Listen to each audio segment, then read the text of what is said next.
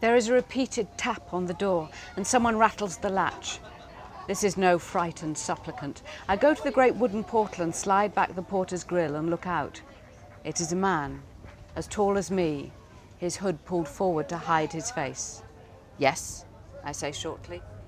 "I need to see the Dowager Queen," he whispers, "a message of great importance." "I am the Dowager Queen," I say. "Tell me your message." He glances from right to left. "Sister, let me in," he says. Not for one moment do I think it's one of my missing brothers. "I'm no sister of yours. Who do you think you are?"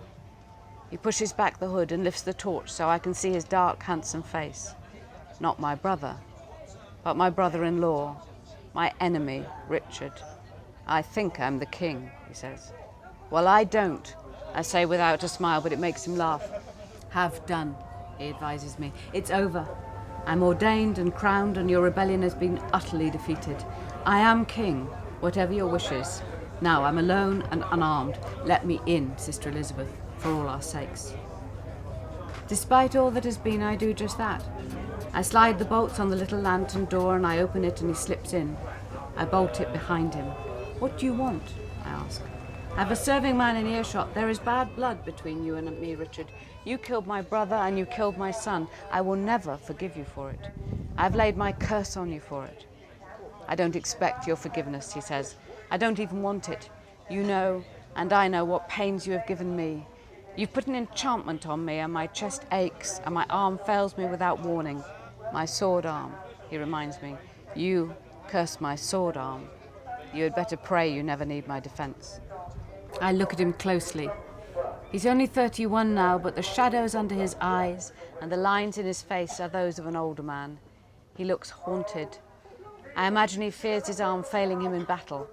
I shrug. "If you're ill, you should see a physician. You're like a child blaming your weakness on magic.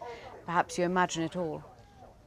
He shakes his head. "I didn't come to complain. I came for something else."